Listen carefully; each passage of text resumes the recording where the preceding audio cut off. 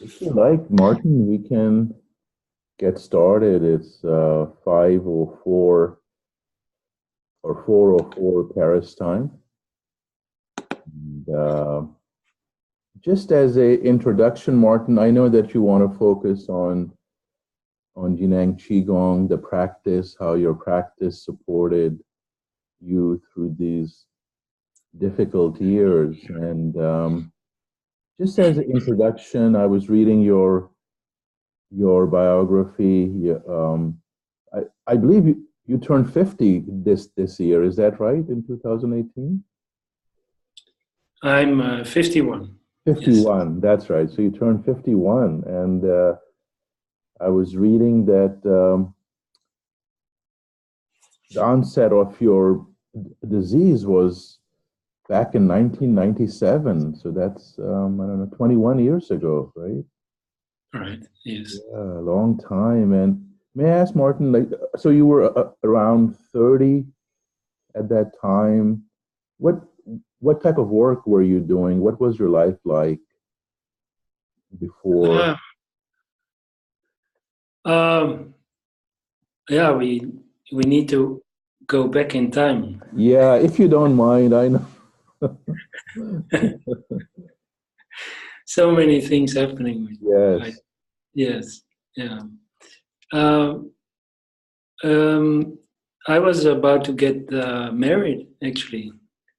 We were living in Amsterdam. If you've been in Amsterdam, you know that there's canals, and we were very fortunate to live in one of the canals. Oh, nice. I was there last week again for the first time since 4 years, because dialysis could not bring me there. Yes. And so that's why it's on top of my mind now. I was working actually for an American consultant as an organization consultant, which goes back to the time I was becoming a psychologist. From 87, I was studying, and so in 97 was more or less 10 years after I started becoming a psychologist. And when in 97 I had already the first symptoms of disease. I had no idea. It was, I think in 96, I was still mountain climbing, doing relatively, extreme sports like walking with skis up mountain in Switzerland. And I remember that when I was on one of these cabins in the mountain, I had to go to the toilet, and I saw my urine was very dark. Yes. And that was the first time I knew there was something very wrong. Yes. That was before I saw any doctor. I had never been to a doctor before. Yeah. Or at least a long time before, as a child, I'd been to the doctor. Sure. As everybody does, yes. And then I read that you realized that you had some kidney issues. One day your blood pressure shot very high, or you had headaches, and you went to see the doctor, and the doctor said, "Oh, it's just migraines. Take this medication." But yeah, it was not a good time. It was. Yes. I woke up in the night with incredible headaches. This was months before I was going to the doctor. Sure. And I was thinking, I get a little bit older already, so maybe I was not even 30, and I was feeling very tired. Yes. And I had this feeling of tiredness before in my during my, when I was a student. Of course, when you're strong, as most people are between 20 and 30, there's many causes and many ideas of why, you have something. Yes. And kidneys were not even in my vocabulary of thinking about what would be wrong with me. And but yeah, true, the blood pressure was the cause of a severe headache. Yes.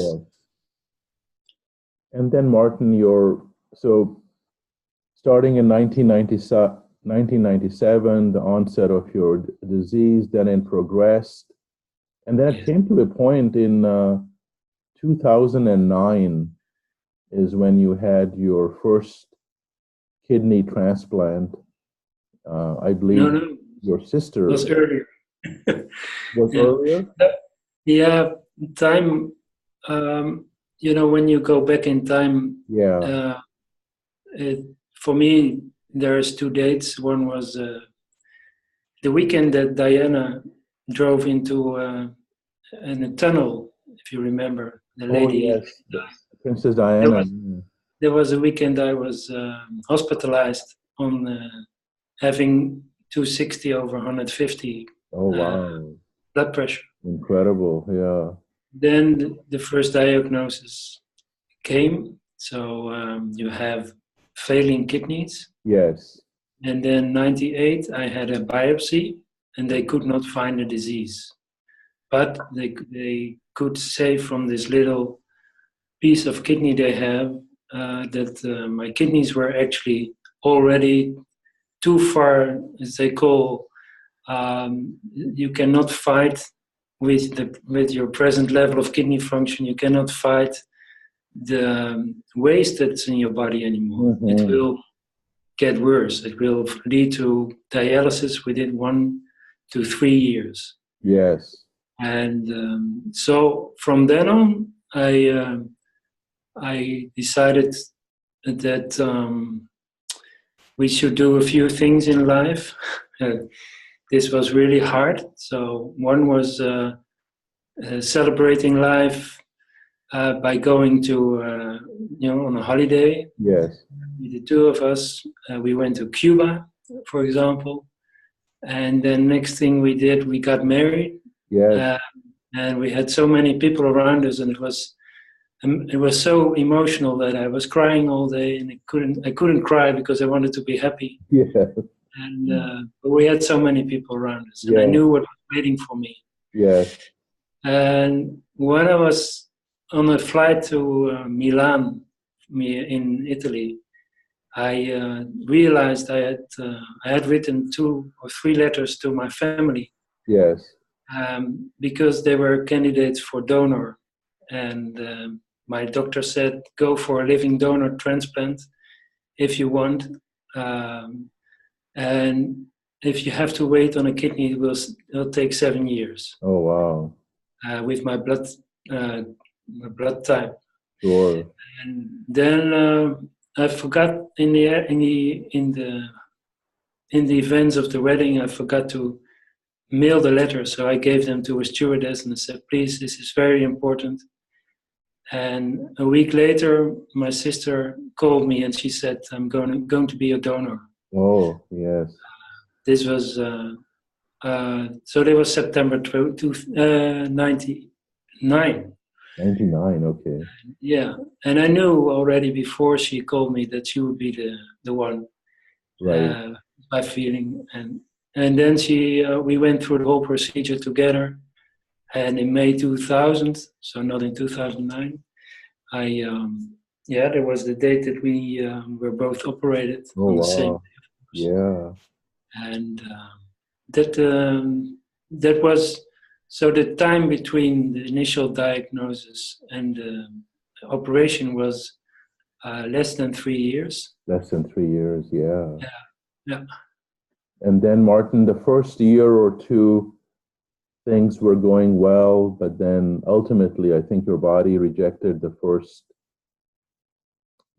transplant, and then your disease progressed, and then I believe you had to make a decision to go on full-time dialysis, right? And that's. Can you just talk a little bit about that, the timeline? Yeah. So, of the idea of having a transplant and living with it for the rest of my life, was a good idea. Right. But in 2008, the first symptoms came that what happens when a kidney starts to fail. you can actually measure it by medical techniques. Yes. So when I had the news, the same year I met Liu Yuantong in China. So and I was given the message, please, integrate, become one with your kidney. Yeah. And maybe you can heal. There was my idea to heal that kidney. Yes. And to heal my body, having a oneness situation. This idea was when I was working. I used the Qigong mainly as a tool for me to help people. I was a coach and psychologist, so I helped other people using energy work. But increasingly, my health became worse. So 2009, 10, 11, I was still working, and then I had to stop working. I had so many symptoms. Yes. So I started actually really to use Qigong for just myself, and to understand better what Qigong is. But obviously, when your physical health is going backwards, yes, there's other questions that come up. So who am I? Where do I come from? Where do we come from? yes. What is what is the universe? What is our place in the universe? What is nature? So many questions that came up, and to be honest, in that time I decided to just have released myself from disease by emotional health. So transform many of the stones that I had in life. Because of kidney failure, also because of the time before. So from 1966, from my birth to to 97. Yes. And it was a very emotional time, but it was nourishing at the same time because I always use the word acceptance. Acceptance was the way, you have nothing to lose in life at a certain point. And I was lucky that I could stop most of my activities and still have a reasonable good life. I have a good insurance, I have some money, so I could just focus on one thing only, and that was healing. But the choice, as you say, to go on dialysis was, of course, it's not really a choice. If you're seeing yourself going to the hospital first, one time 6 months, then 3 months, 1 month, then in the end, 1 time a week, and you see the face of the doctor going from happy face to unhappy face. And I was just surrounded by worry.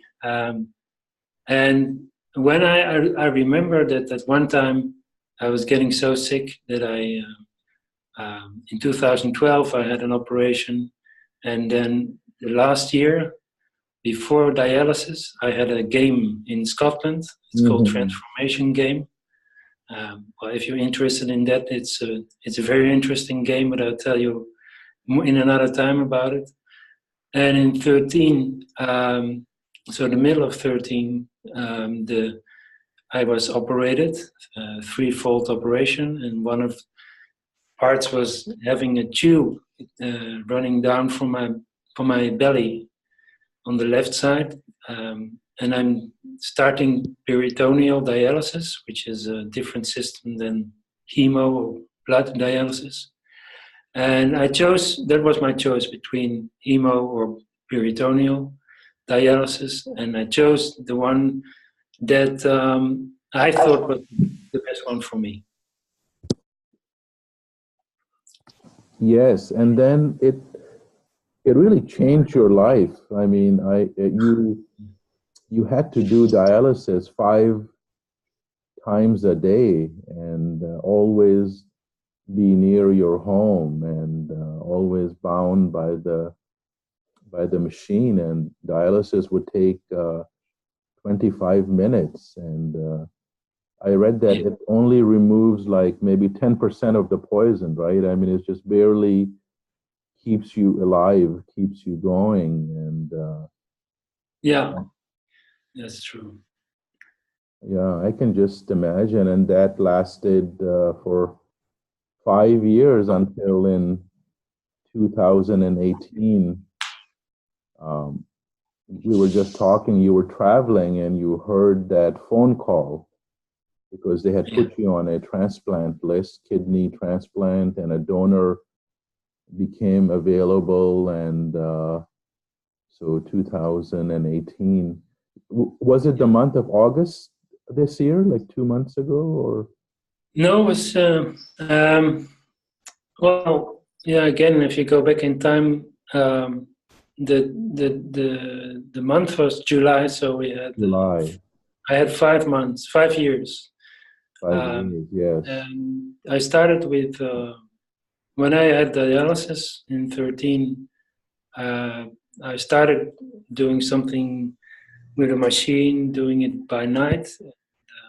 It didn't work properly for me, and then I decided to do all manually. So that means that 5 times a day. This was my choice because I wanted to be able to say when I want to have an empty peritoneum, they fill it with liquid, or I fill it with liquid and then empty it after 2 hours.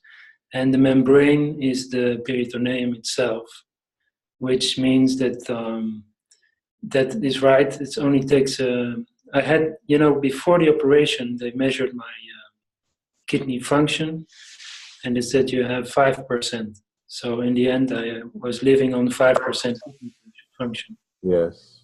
And so during dialysis, I became more ill. I couldn't have much food.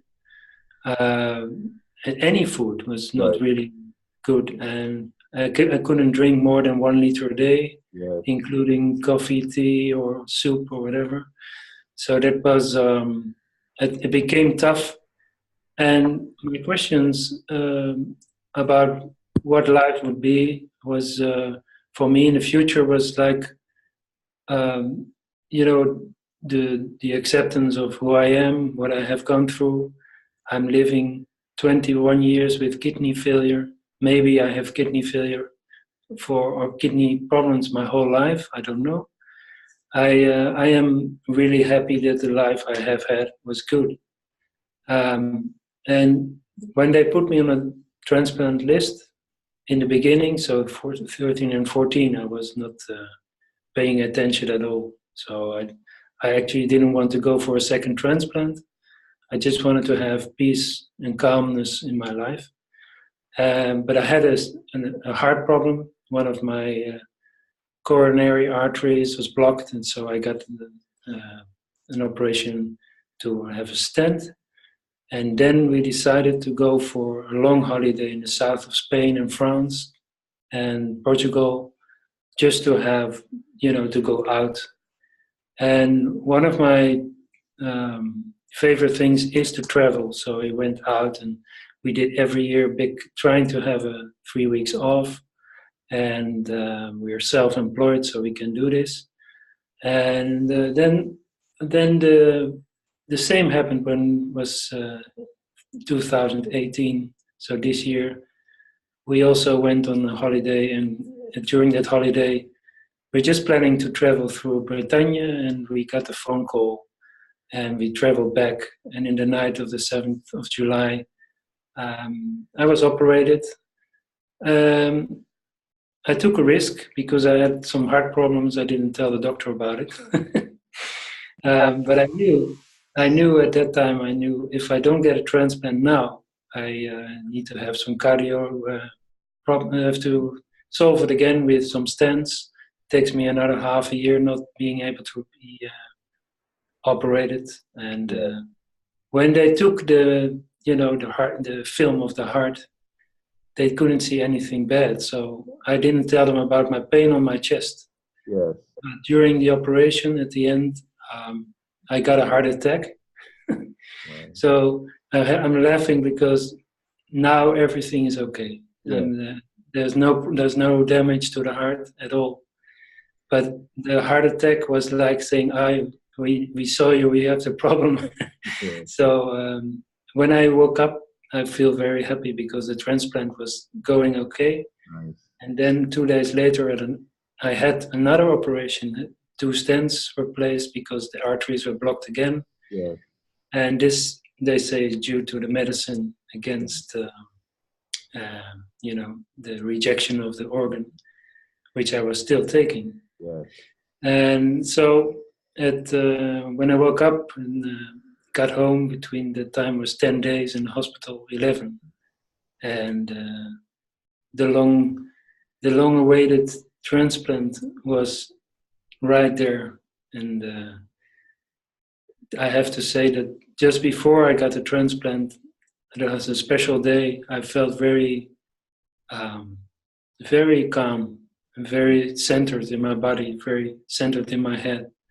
Right. And we walk on the beach, and I said to myself, if this is it, it's okay.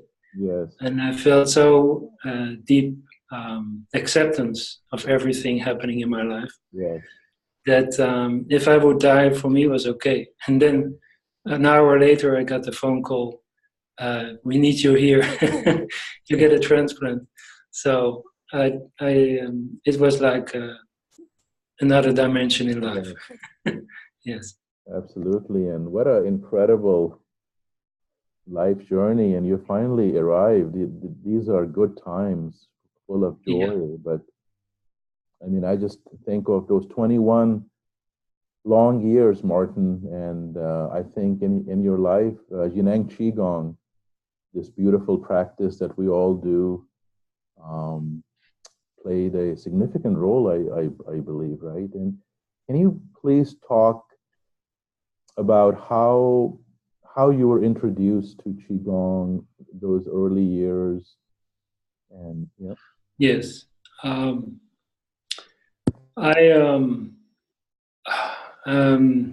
It's there's so many thoughts going through my head now.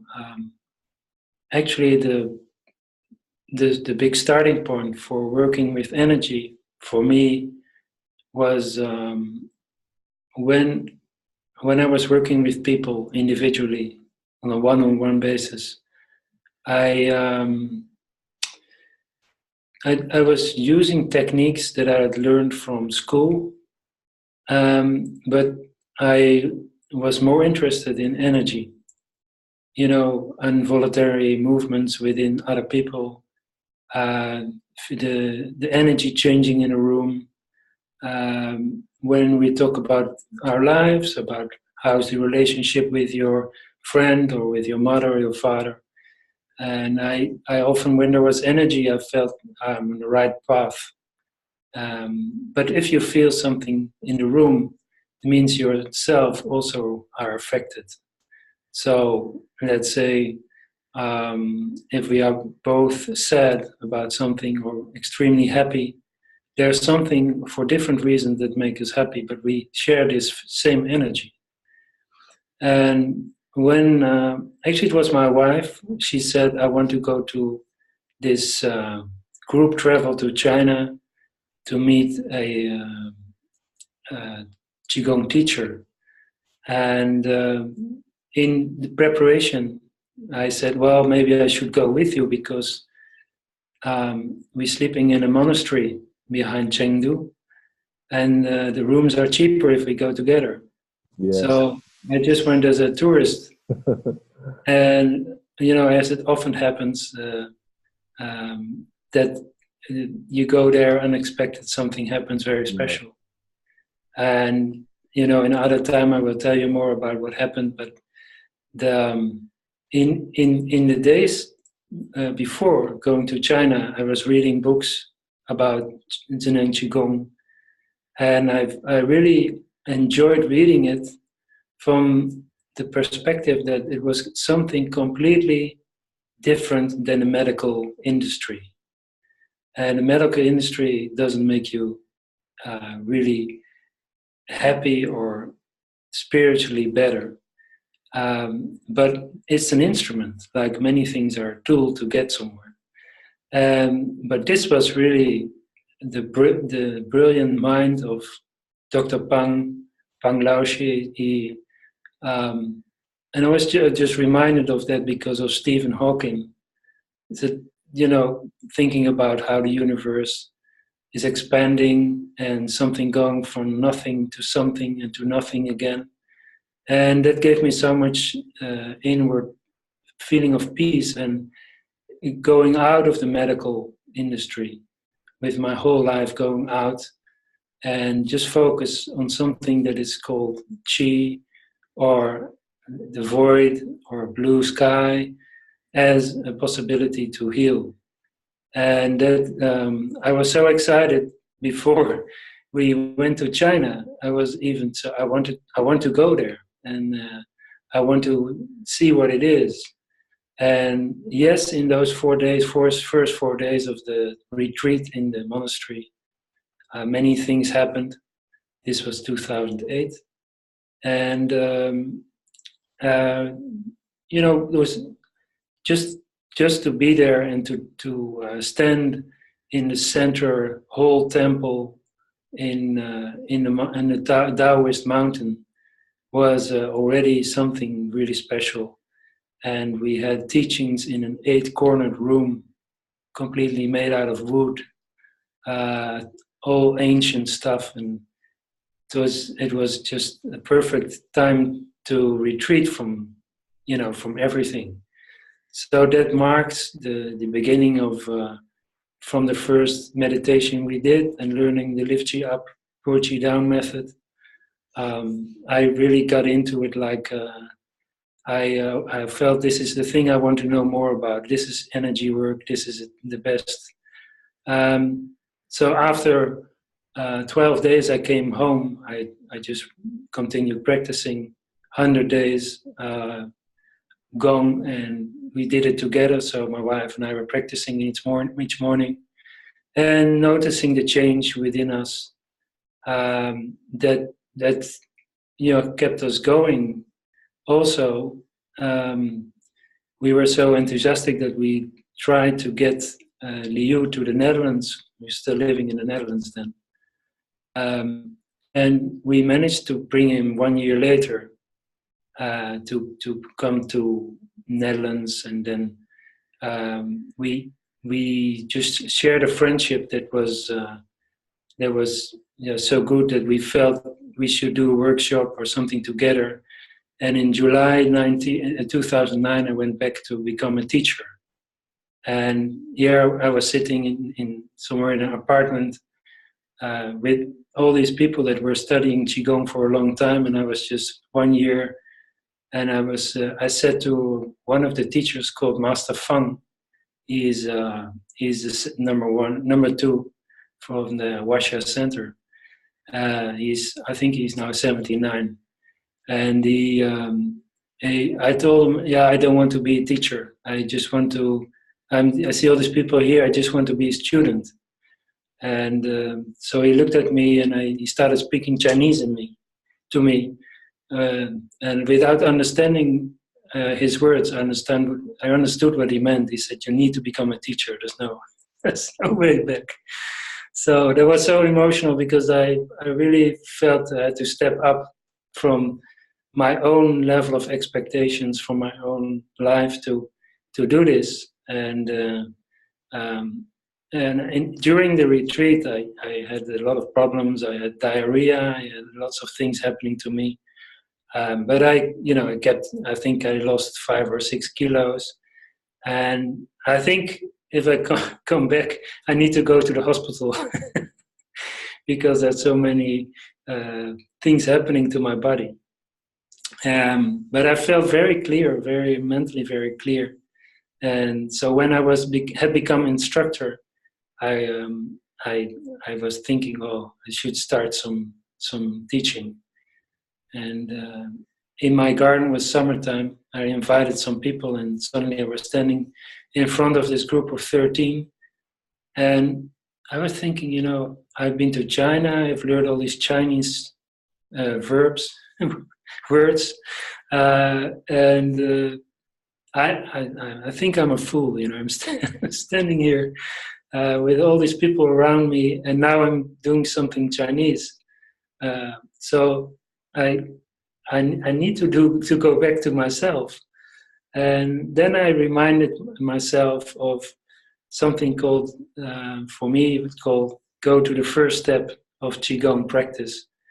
And the first step for me, and I think for everybody, is to open your heart to yourself. And so I never done so much work on that with a group in front of me. Like, okay, I have to talk to myself again, without doing it in silence, but really talk out loud. What's happening to me at this moment, and that gave a connection to the group. It was amazing. I forgot everything, and I sank in my body. I sank into the dantian, and I felt like, oh, this is like a different state of being, and so I did that the first time, and the second time, and the third time, and the group stayed over a year with me. And what was amazing with the first group, I will never forget, is that they all changed something in their lives. One was getting a new relationship, other was having a divorce, the other one was cured from an illness. Let's call it a transformational time for all of us. And after 1 year, we all split. And I think because I'm a psychologist and I work with people on, basic transformational questions, anything can happen. But when you get through the transformation, you don't need to go 10 years of Qigong. You can just say, okay, I like Qigong, but then many times I've seen people and they stop Qigong because they had went through a transformation. So for me, the work is a little bit different than just keep on practicing. Now,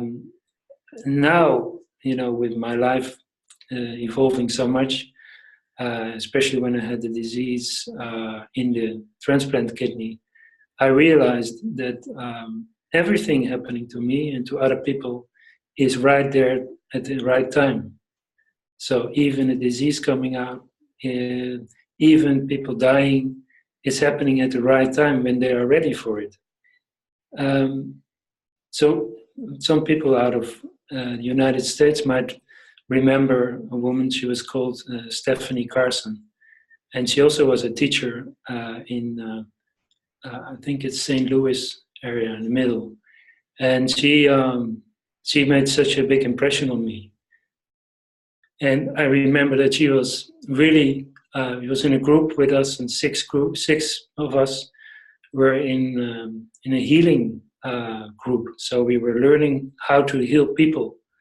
But when she came to the group, she was thinking, I'm coming here to heal myself.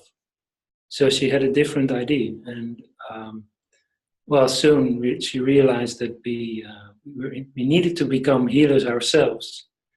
And we got very close in that in those 6 days or 3 weeks with the 6 of us.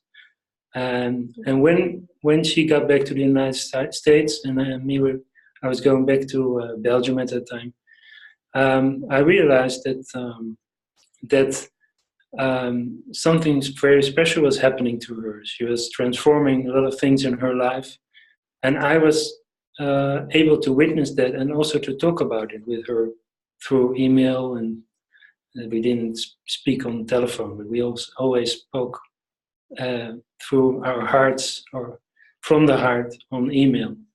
And she died in 2013, being a cancer survivor all the time. She had, and she taught me so much about how to go about with the medical industry. There's always still a life without it. And you keep on dreaming about a life that is away from medical and is a healthy life. And she also, like more people told me, not only her, but that we have our family, we have our friends, and we should not close ourselves off in difficult times from our friends or family, because they are always there for you. And I also wanted to be positive, whatever happens. And, you know, obviously, illness brings sadness. When it's not curing, it's bringing more sadness. But at a certain time, I decided that as I wanted to heal my kidneys, I gave up. I said, I'm not going to focus on, you know, very simple. If you give something attention, it will grow. So the pain was growing inside, and I said, you know, I'm not going to bother anymore about this kidney or about my health. I'm just going to bother on other aspects of health. And I realized that was the best decision, because I felt acceptance from within. And after that, I got a lot of problems in my health. So I was hospitalized a lot of times. But always I was having this in the back of my mind. I don't need to be here. If I want, I can be anywhere else. We have our imagination. We have our strongest tool, which is our mental health. This cannot be affected by any medical, any suffering from disease. So suffering stops more or less when the acceptance starts. So this is very old and everybody knows it. So I was focusing on spiritual, mental health, realizing that also when I did that, a lot of my symptoms like cold hands, stiffness in the body, having swollen legs because of fluid, most of it disappeared suddenly. So I was teaching myself actually, which is maybe the part of Zhineng Qigong called Zhineng. It's opening your inner wisdom. And when I say this, I don't know, I'm just a lucky guy that I still hear. So I'm telling a lot of history, but I'm here. That's the whole thing. Yes, absolutely. May I ask, Maarten, what sort of practices were you doing all through? Was it, I don't know, lift chi up mostly, or some other practices? Yeah. I started with level 1 and 2. Level 2 became a little bit too hard to do on a daily basis, so I did it once in 3 weeks or something like that. And I just focused on level 1. Between 2011 and let's say 15, I had the most difficult problems with my health. And I taught myself one thing, which was to go to use a point in the horizon, focus on that with my whole life, with all my senses, and then withdraw to the center of head, and then bring inward all the senses first to start with. And when you really got into the center of your head, it's a very peaceful, it's like sleeping, but then consciously sleeping. And then I always would go through, I still do it, would go from inside through my whole body. And when, the aspect of doing that is we naturally want to have good kidneys or good lungs or a right toe or whatever. So when you just give it, we just give attention to inner life, it will start healing by itself.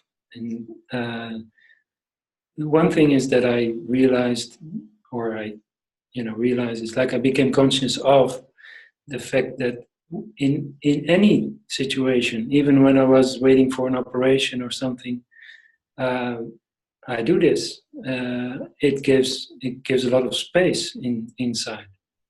and it gives choice. It brings down any levels of excitement, adrenaline, emotions, and it creates, or it feeds in a balance between inside and outside. So it's a harmony coming. And I've really practiced hard for this to get to that state. Now I use it anytime, anywhere, but it was such a revelation to me that in the most difficult situations I can do this. And I remember last year where I had to be operated on my neck because I had to go on hemodialysis, and I got so they opened a vein here during an operation, and it was a very strange situation. They couldn't find an operation room, so I was somewhere between other people that were recovering from an operation. I was lying on a bed, and I said to myself, "Oh, I'm just going on a holiday." So I visualized the beach somewhere, I think Thailand or something, and then I went and immediately got into that place. So I was, and then the nurse came and she said, "How are you doing?" And I said, "I'm on a beach in Thailand." And okay, that's good. You stay there, she said. And then the surgeon came and he started to do something in my neck, and he wanted to explain the procedure. And and then the nurse said, "Don't talk to him. He's on a beach in Thailand now." So then the whole operation, I didn't feel anything. I was just away. And then she said that it's finished, and the surgeon hadn't talked to me again since the beginning, and then they asked me, "How do you do this?" And I said, "Well, I'm doing some kind of meditation." And it really helped, and I was thinking, oh, I have really learned something from Qigong, from practice, and from my teachers that I have had so far. So yes, the beginning of Qigong, and becoming, as the years went by, it definitely became a favorite practice. Yes. Yes, great. Thanks for sharing. I mean, the emotional toll a disease takes, and over a prolonged period of time. I once read that in the hospital where you were being treated all through the years, there was a list of names, Maarten, and this was a list of names of people on dialysis. And then one day you realized that half the people had died, they had passed away, and the sustained emotional turmoil. Some of them had even committed suicide, and so the Qigong really helps you cope with that very strong emotional trauma. May I ask, one thing you mentioned, used the word stones. I think it's heart stones. It's a practice that Master Liu teaches. Can you please share a little bit about that practice and how that helps you? Well, I think it was 2009 that Liu was in Belgium, in Belgium, and he said something. I'm going to speak about finding true happiness and releasing stones from the heart. And he said something before you start practicing Qigong, or at the first step, you need to have a look at your heart and mind situation. And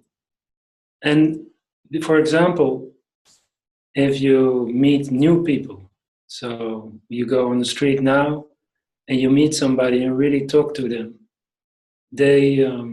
they will tell you from the first minute, they tell you their heart and mind situation, how open they are. And for example, I'm now in a program for cardio rehabilitation, and I see all these people, and sometimes I speak to them, and for the first sentences are always, my heart was, I had a heart attack or had something, and it really shows in the first minutes shows who you are. The people speak from the heart, and I regarding this stone and finding true happiness. There's two aspects. So actually, they're of the same side, different sides of a coin, which means that anything that provides for energy in your life, whether it's a stone, something making you nervous, you don't want to talk about it, you don't want to go there, it's a dark part in your life, or really something that makes you really happy, it's also energy. So the energy that makes you think of a situation you were really happy, that brings out energy. So the core of the energy work is to find what it gives you happiness, what gives you energy.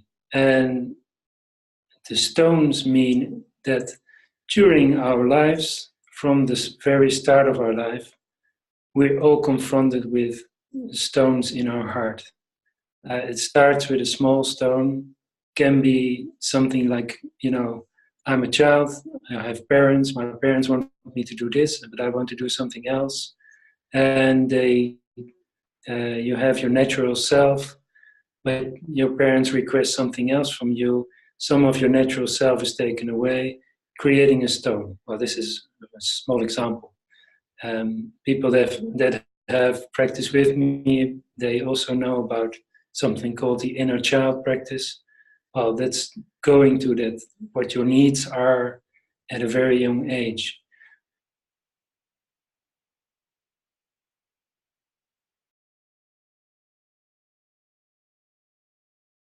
In life, whether it's a broken, you had some problem with a person you don't want to speak again to, all these little things are adding to a bigger stone in your life. So it's becoming larger. So when you want to really heal from this energy flow that is blocked because of the stone, you need to look under the stone and the dark side of your life, and at the same time find true happiness in life. And that was something that I used a lot in the beginning of my practice, and I still do. It's not about me. I'm trying to understand life from energy aspect, and we are just from this large universe and this small planet. We're just part of that small aspect in life. And essence of energy, it's very big and it's very small, in the sense that we have our own universe, but it's part of a large universe, meaning that we can have many plans and many things, many problems and ideas. But as long as we feel connected with our energy to a bigger universe, then the energy will flow, and most of the things we cannot take away disease, or we cannot stop things from happening, but we can enjoy our lives better and have more fun, or more space inside, more calmness and peace when we do things. And it comes back to the essence of being rather than doing. So being a person and being your natural self, or being your authentic self. Obviously, when I heard this teaching from Liu, he reminded me of things about in psychology or in psychotherapy, that is crucial to our mental health, emotional health. What was different with his teaching was we also practice this. So we study ourselves. Please write down all the stones you have in your life, and then also write down what makes you really happy. So what is giving you the truth of life? What is really, is that your family? Is it your relationship with a friend? Or is it your work, whatever you're doing? And find this true happiness as a way to go forward.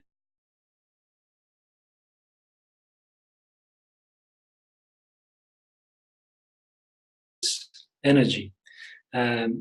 Wow, what was the idea that I should do things in life to become a better person and to be someone.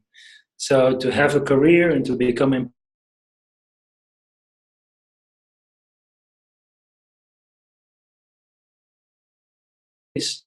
let's say, ego is unimportant. And I was just focusing on being. And for months I didn't do anything. I didn't focus on my work. I didn't focus on my clients. But at the same time, never before I had so much peace in my life.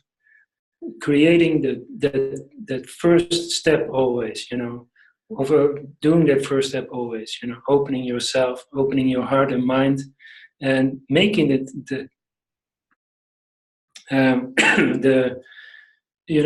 the way of life.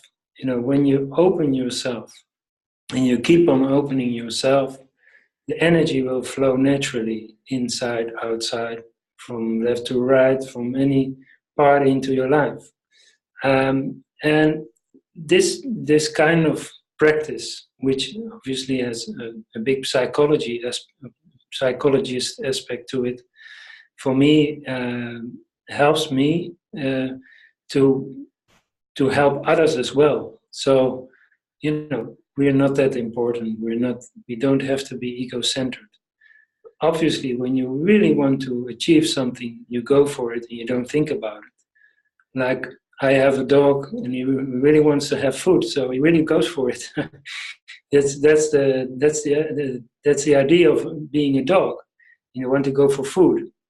We have a consciousness and conscious life, so we can create a conscious life by practicing this energy flow, to keep the energy flow from to have the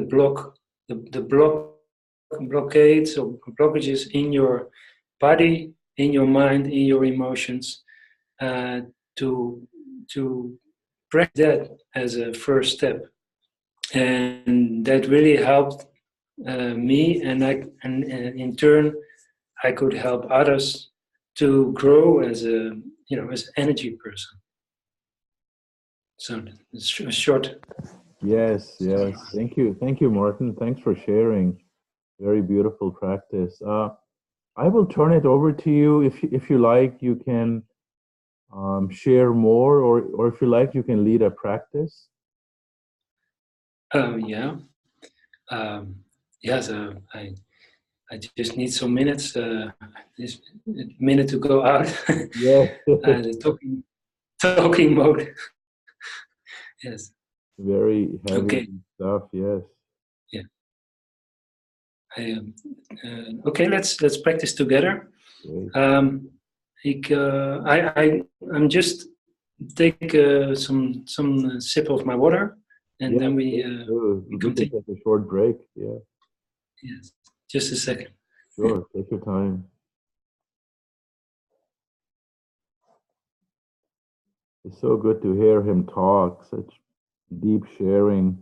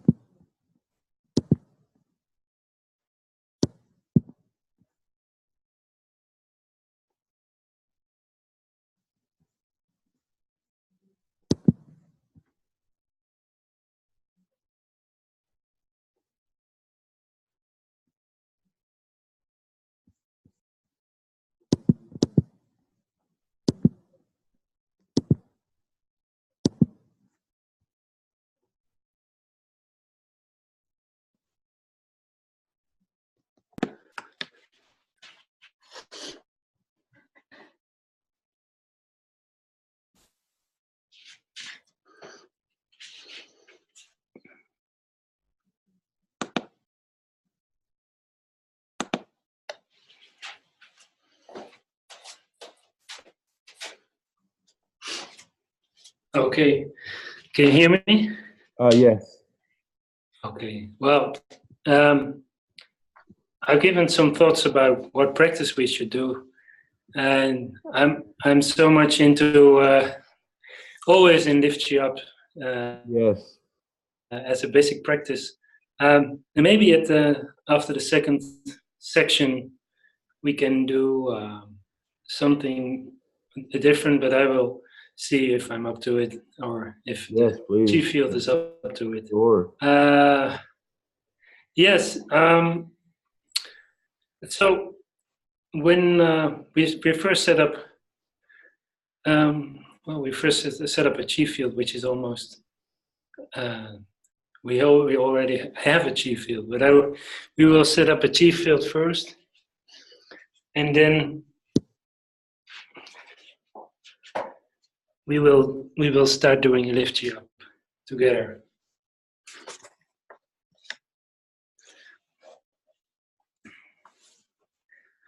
So you can sit down or stand up if you want. Okay, let's stand up, everybody. Sorry, I'm always chaotic in I never know what I'm going to do. It will come up.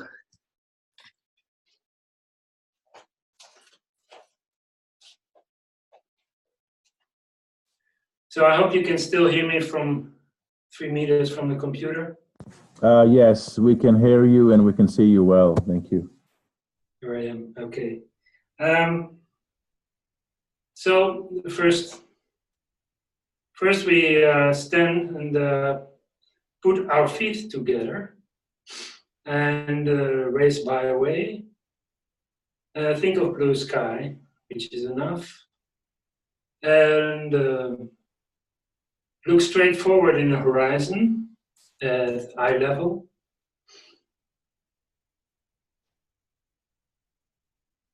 And in the horizon in front of you, find a round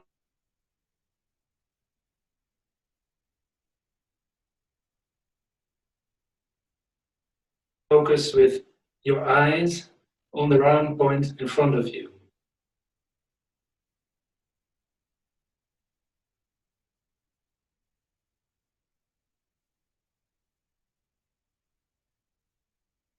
And if you have found a round point, really use all your senses. Focusing on the round point, using your ears, hearing, your nose, smelling, mouth tasting, and your senses to be one with the round point.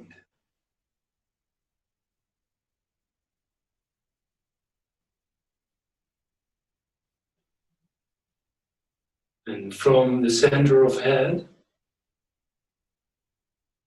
feel the chi between you and the round point.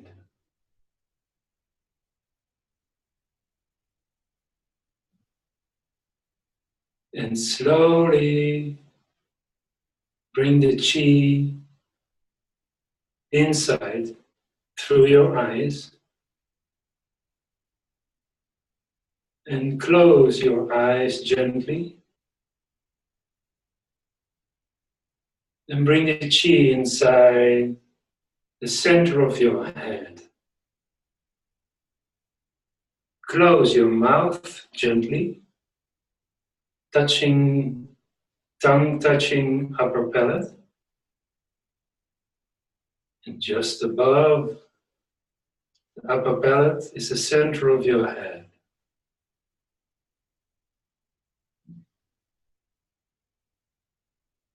Almost towards the back, inside of the skull, is a very pure energy space.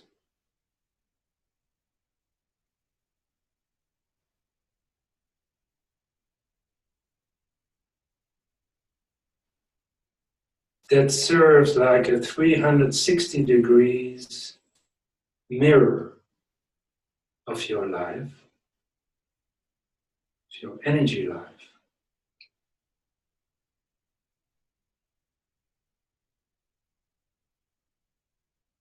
Just for a short moment, respect your thoughts that you have at this time. Bring the thoughts in the center of your head.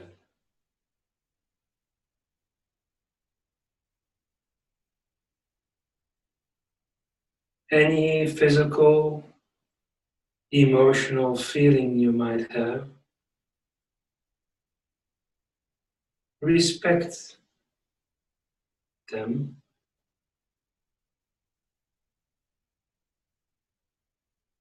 And without going deeper into your thoughts or feelings,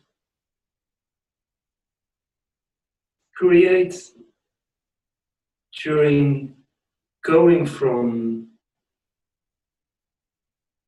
tension to relaxing, create this observing mind, seeing, hearing all your thoughts, feelings you might have.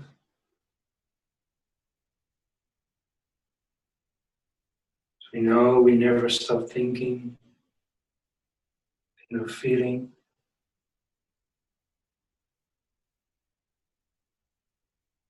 And at any change of thought, there's this little space between these thoughts. And if you can focus between two thoughts, this tiny space of beingness, being in the center of your head, the center called Shanji Palace.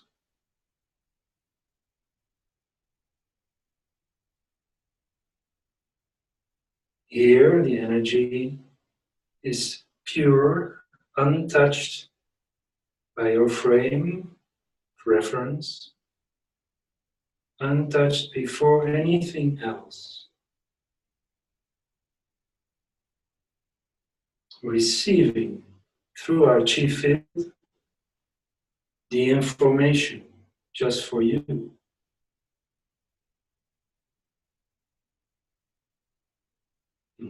Quiet, calm. From the center, we look through our whole body. From inside, relax the entire head. When relaxing, the physical transforms into energy, into chi.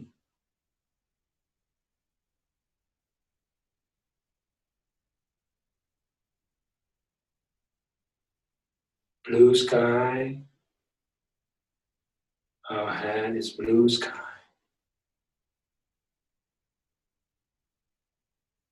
Look down into your body, relaxing the chest, back,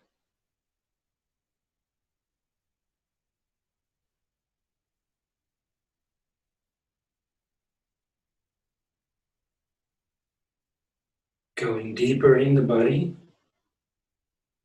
bringing down the chi to the center, space, the stomach, behind the stomach, going down to the center between our kidneys, going into Dantian,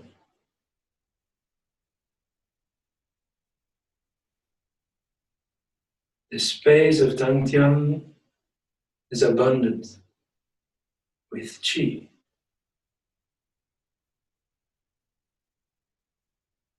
Relax the lower part of your body. Pull in your belly a little, and having your lumbar vertebrae coming out to the back. Relaxing the pelvis, hips, tailbone pointing down.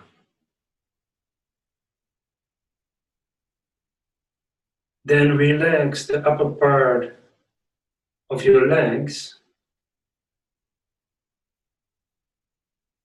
relaxing the knees, thinking of knees and ankles as places of keeping a lot of energy.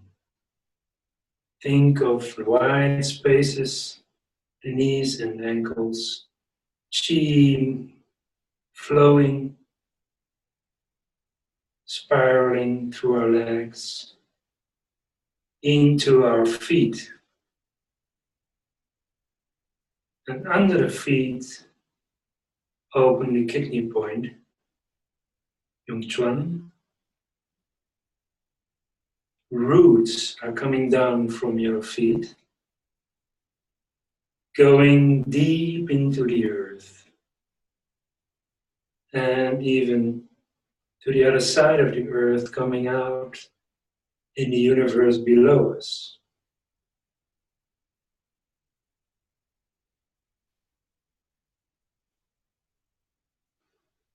Your breathing is natural.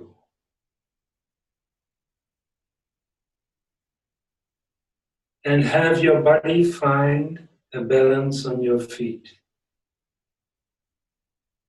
You can move a little forward, backward, left, right, circling. And the feet are always moving a little, like our body is always moving a little. And when relaxing, we also feel the tension. Relax the parts of the body that need the most. Relax the entire body. Relax the shoulders. Relax elbows, wrists, hands and fingers.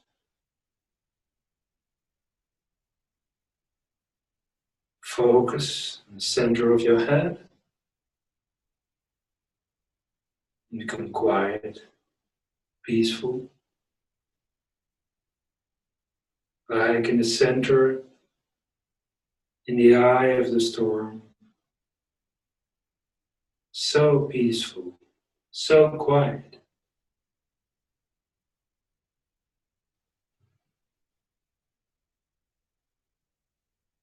And from the center, go out through the layers of qi, of your body, your energy body, forgetting the physical, going through all the pores, energy points in the space surrounding your body. Feeling the physical energy field of your body.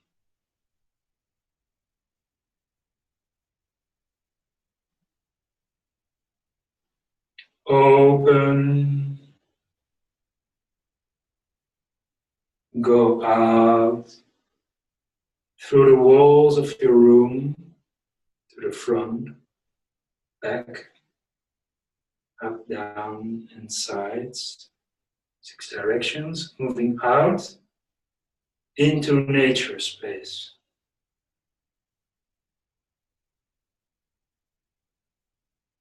Go further, go out into space between the stars, the planets, into the universe. Expand.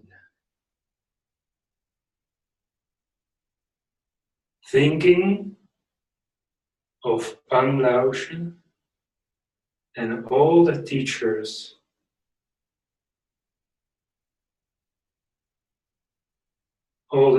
in life, our family, our friends, all practicing with us in this huge, vast space.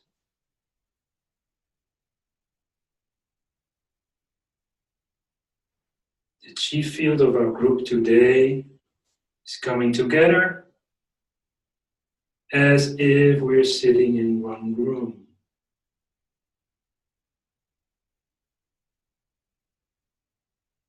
Slowly bring the vast space inside, deep inside of the body.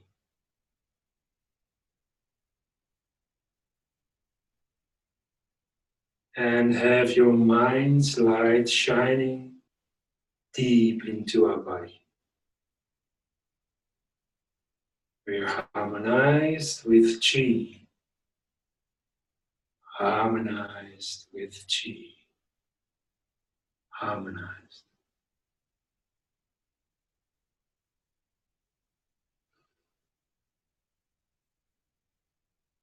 Feel the space between the body, arms and fingers, hands.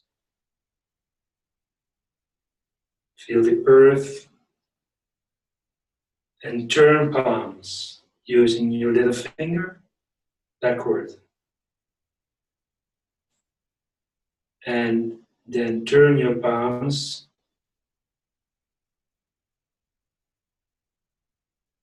horizontal.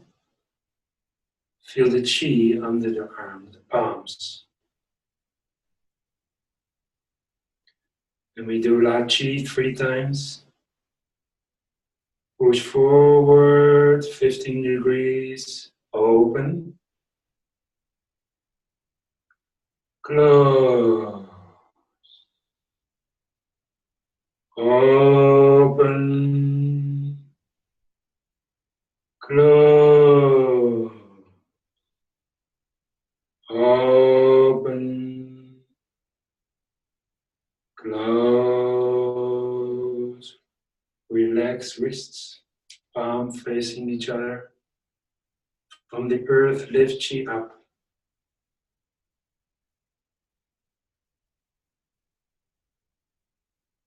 To in front of the belly, and from the horizon, send chi to Dantian. Mind is inside Dantian. Use your little finger, turn palms down and open. Mind is in the horizon with the hands, fingertips along the horizon to the sides, then to the back. From the horizon in the back, send chi into the lower back. Relax the lower back. Then palms upward to the side of body, moving up. And press Dabao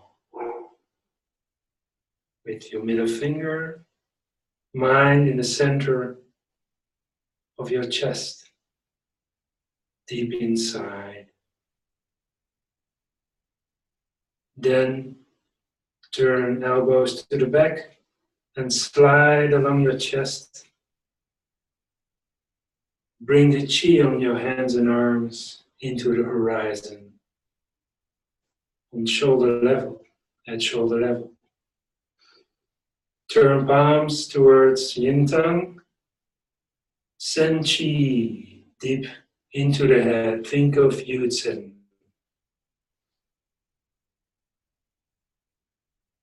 Open hands into the horizon, to the sides. Open your chest. Open yourself to the universe. Arms on one line, turn palms down, spiraling up, lift chi up. Think blue sky when palms meet in the central blue sky. Stretch, make yourself long. Feel oneness between heaven and earth. Then relax shoulders, elbows, hands just above byway, over the forehead, front of the face. Bring your mind in your chest with your hands.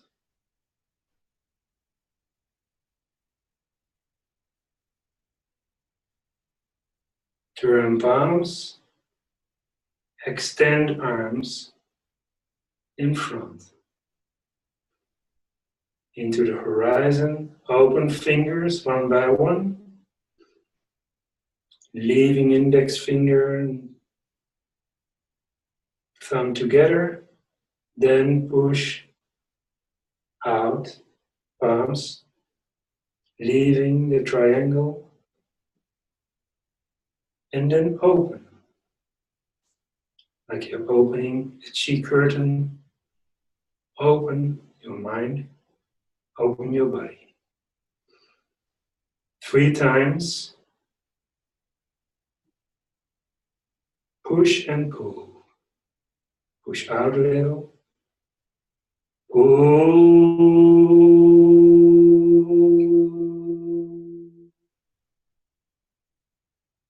Relax shoulders.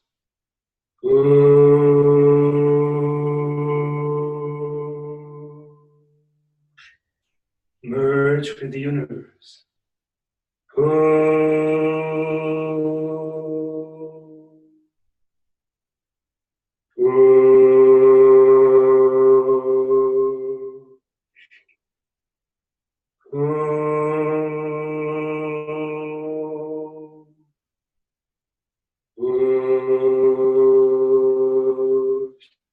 Mind in the horizon with the hands.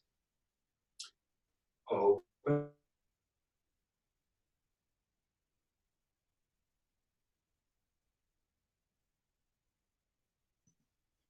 (15°). Close. Open your whole body and close. Open.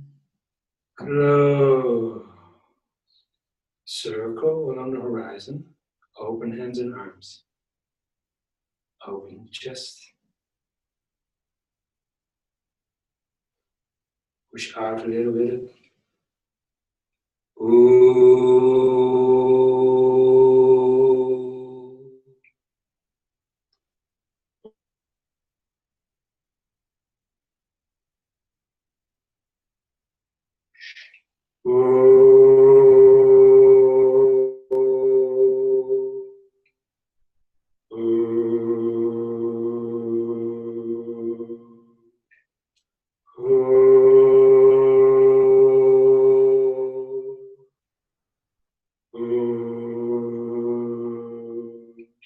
Hands in the horizon.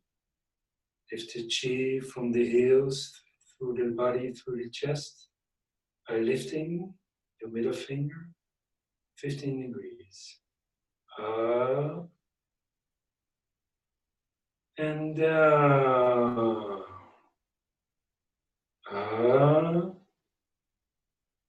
and down.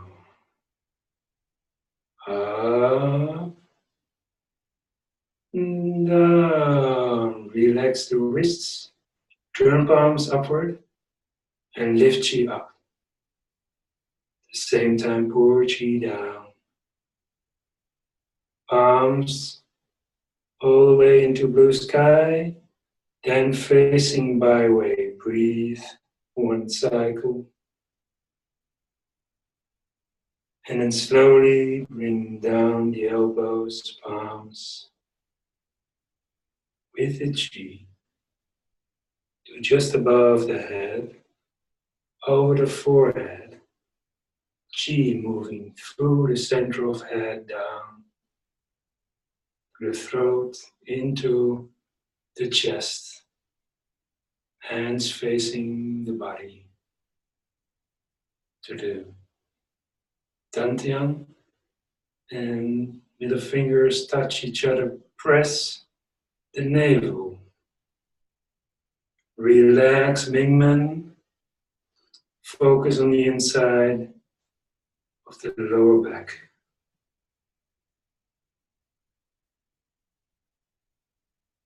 Qi is plentiful in lower dantian. Then circle. Fingers to the side and to the back. And press Mingmen with your middle fingers. Whole body is relaxed. Then bend knees slightly and bring down your hands, the back of your legs, down to the knees, calves. Then bring your fingers around your feet, bring your hands on your feet. 3 times from the earth to Mingmen, making a circle.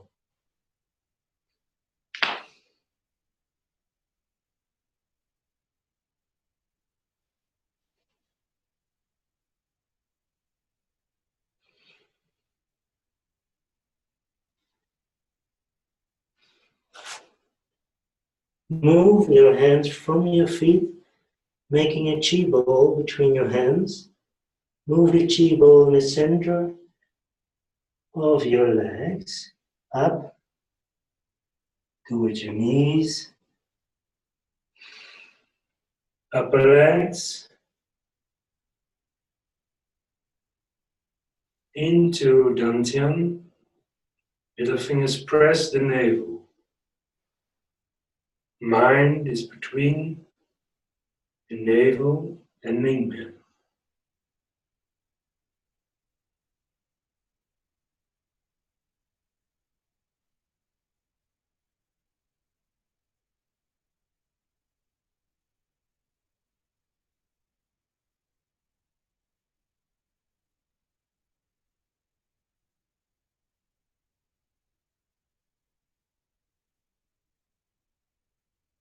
Open hands to the beginning position.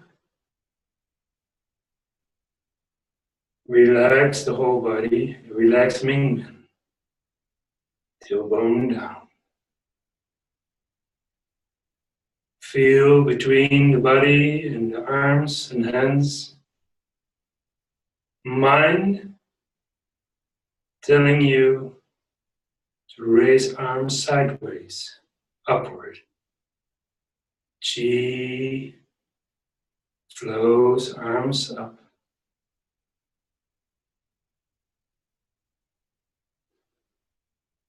In one line, then extend palms outward, feeling Qi in the palms. 3 times push, pull.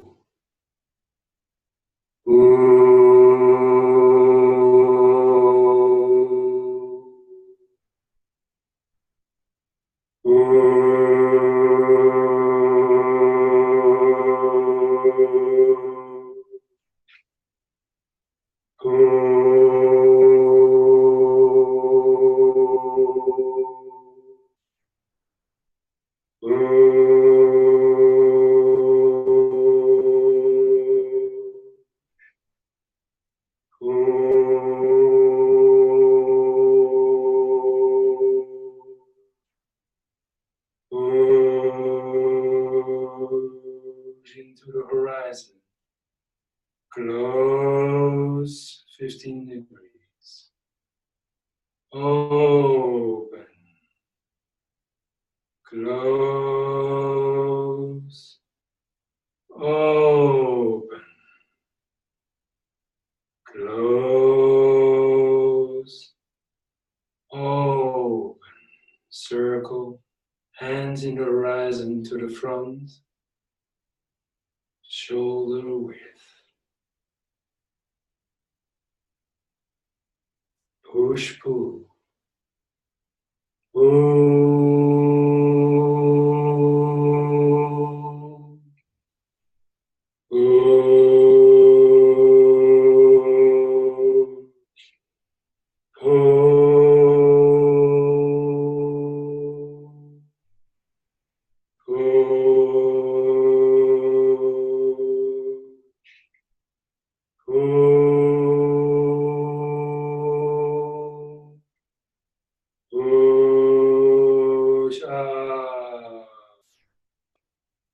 And lift hands 15 degrees. Chi moving from the heels into the head and out and back. Up and down. Up and down. Up and down. Relax wrist, palms facing each other. Lift the chi in front. All the way up. Same time, pour chi down. Deep inside the body. Palms facing by way, breathing for one cycle. Pouring chi down, lower palms, relaxing the elbows. Chi is moving inside the head, the brains, eyes, ears, nose, mouth, teeth, then into the throat, into the spine, into the heart and lungs, digestion system, all organs, and moving towards your navel. Press navel, feel deep inside, Dantian. Relax, Mingmen. Dantian, supersized space where life is made. Life develops. Life.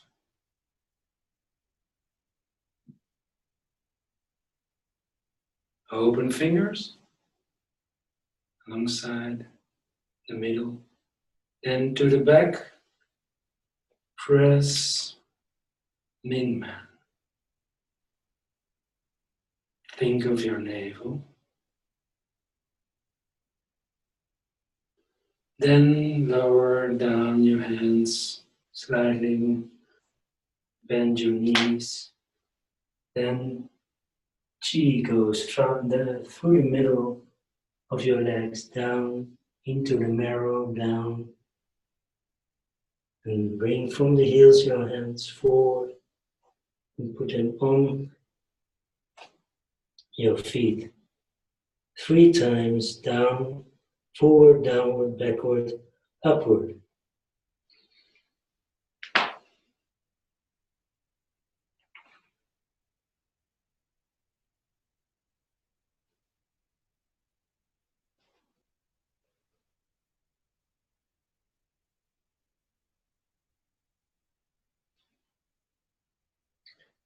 Release your hands from your feet, chi ball moving upward,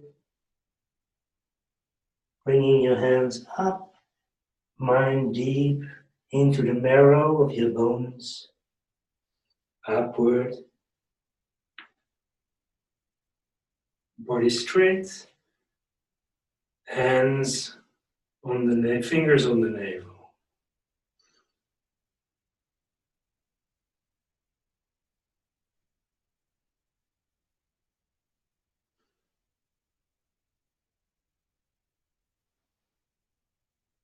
Open to the beginning position.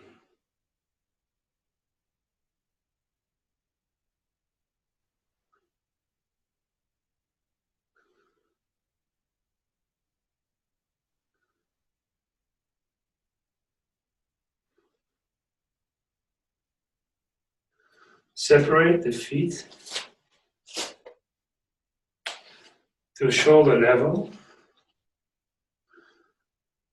And slowly bring your hands in front of your groins.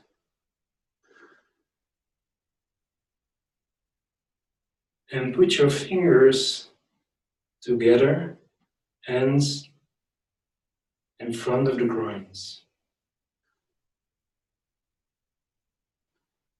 By way, lift it up.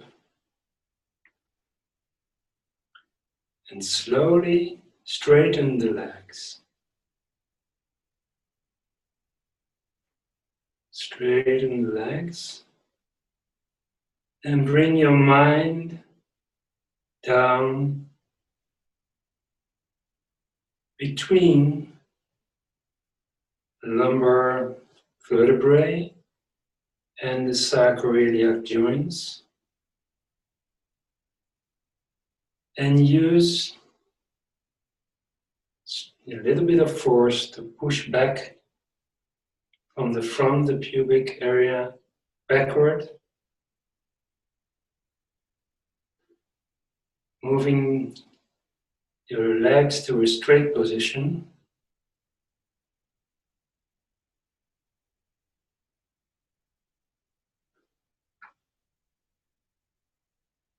Your body relaxes.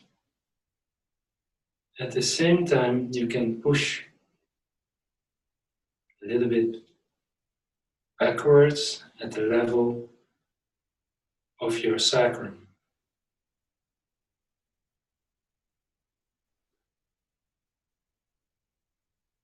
You can choose to push your body forward, upper body forward 30 degrees, or you can decide to have a straight body straight.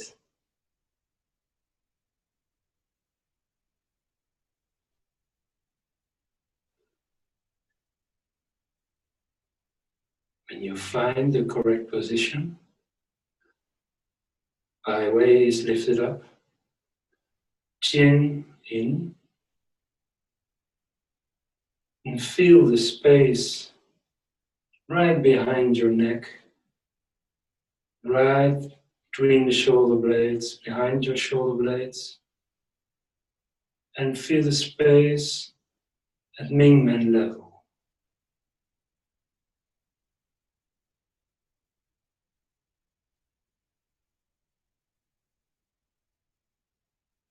Keep this position, thinking of the space right behind you.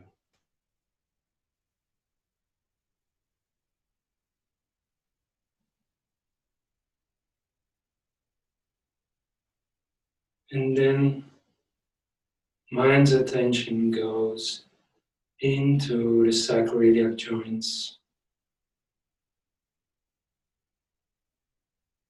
opening.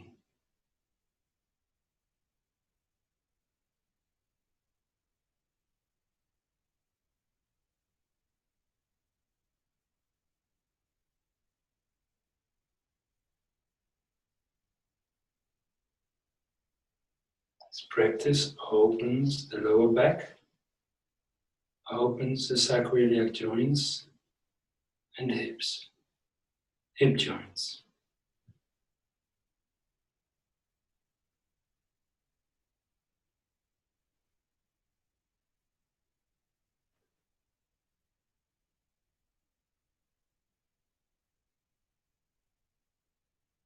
The weight on your feet is in the center of your feet.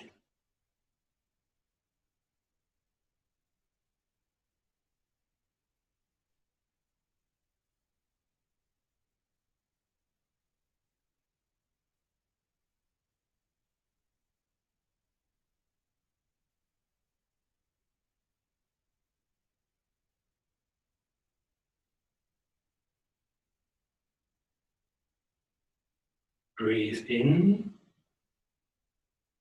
and press backward, pubic area.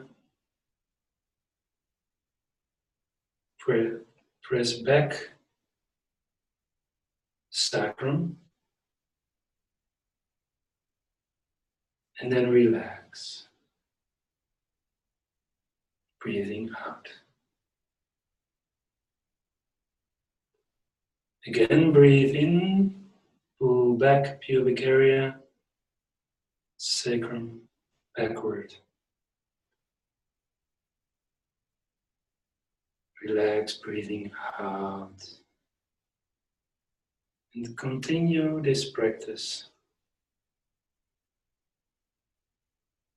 Breathing in, pulling back pubic area, pulling back sacrum, and then relax.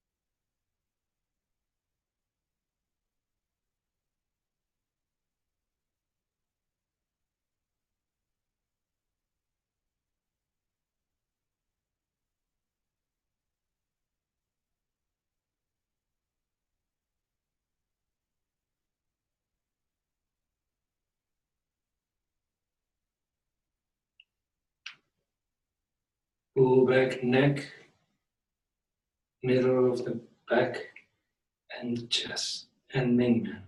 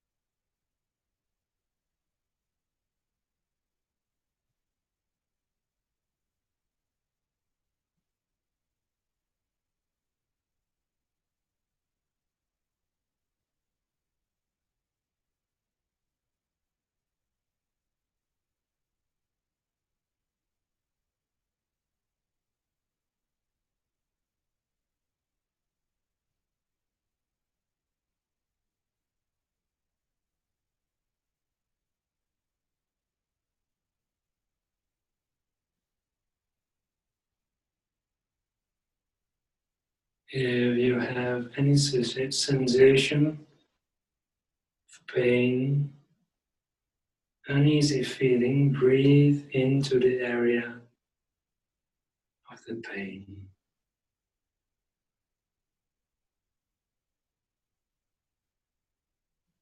Open, think of opening the entire space where needs opening.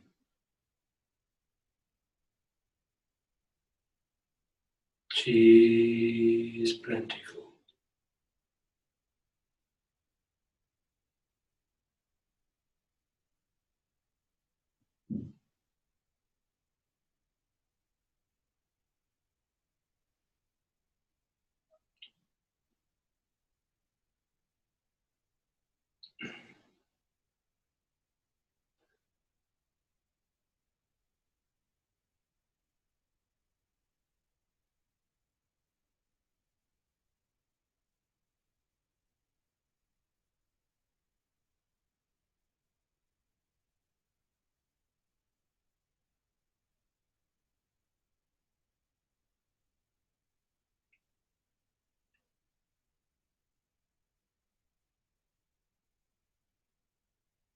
Byway is lifted up.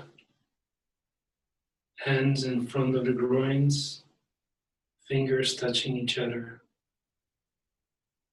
Legs are straight. Weight is on the center of the feet.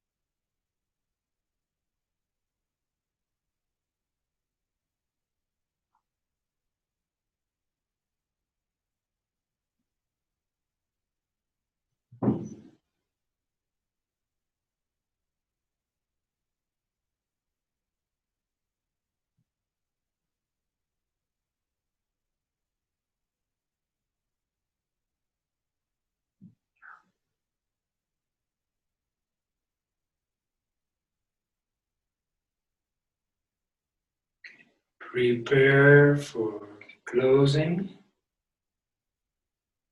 Slowly lift up hands in front of the body. They bring lifting Qi up to front of the face, then above head, and then pour down Qi.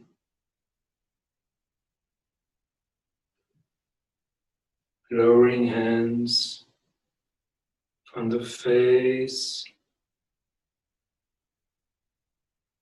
to in front of the chest, down towards the navel. Cross hands, holding hands just in front of the navel. Then 9 times counterclockwise, 9 times clockwise. 1, 2, 3, 4, 5, 6, 7, 8, 9. Turn clockwise. 1, 2, 3, 4, 5, 6, 7, 8, 9. Put your hands on your navel. Close feet. And relax the entire body. Mind deep into Dantian.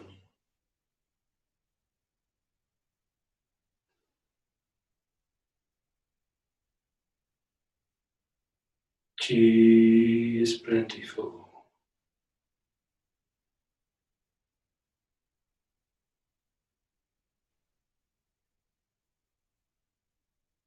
Quiet.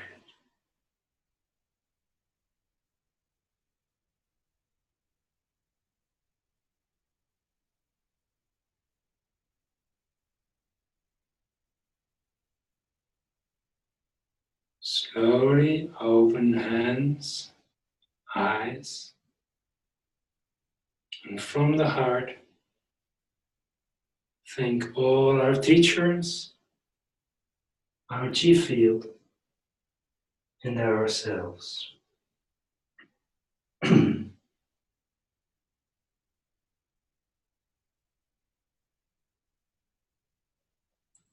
How? Hello.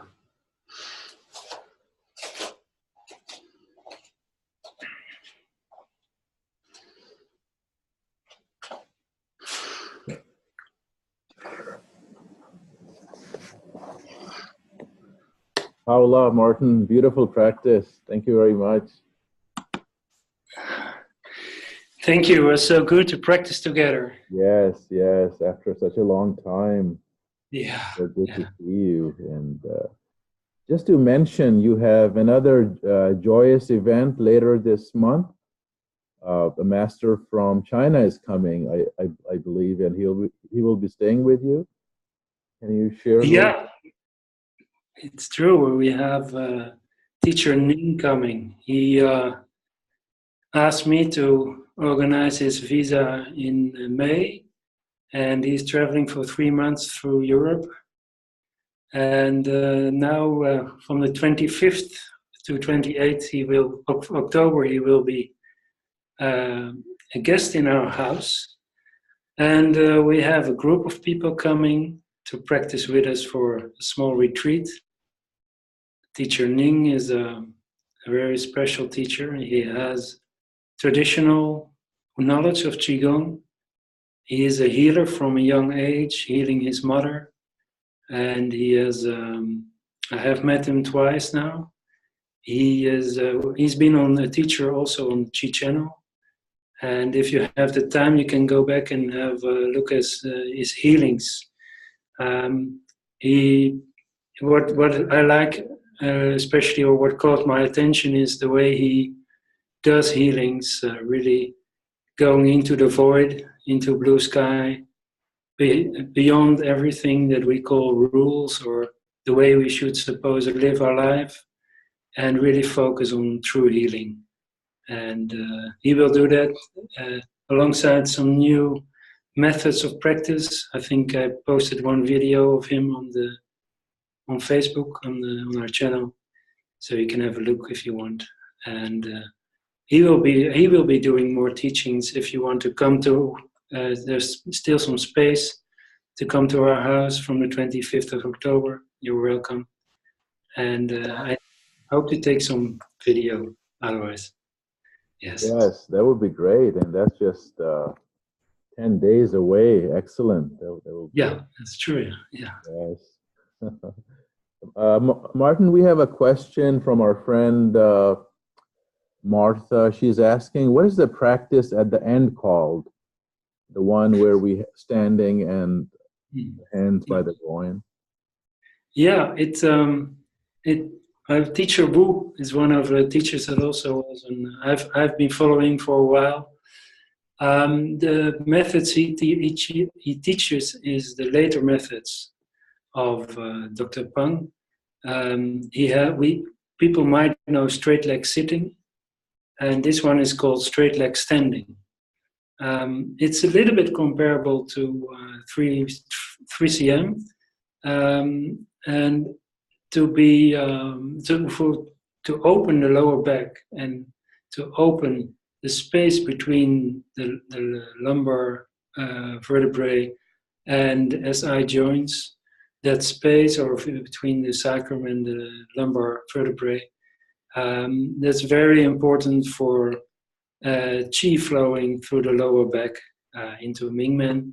And I benefited a lot from this practice, and I wanted to share with you. I hope to make a better video of it sooner than later. And then if you have any questions or about posture, about mind, attention, or how to stand anyway, so it's you can send me a message. Yes, thank you. If anyone has any questions at all or any comments, you're welcome to open your mic and ask Maarten. You can post it in chat, or yes, it's really good meeting, Maarten. So good to see you, and you look well. You look vibrant, and this is great. Yeah, I'm surprised myself every day. I wish I look like you. Yeah. Great. So, yeah, nice long meeting, almost 2 hours, and yeah, I see. So I'm sorry to keep you so long. No. Okay. So good to see our friends. So I think with that we will say goodbye, and we are making a recording, so we will post a link on our Facebook page. Everyone can view it again, and yeah. So great seeing you, Maarten. Great seeing everyone. Thank you for showing up, everybody, and to be in the chat. That was lovely. Thank you, all of you. Thank you. Thank you. Hola to everybody. Hola, everybody. Hola. So good to see your friends. Hola. Yeah.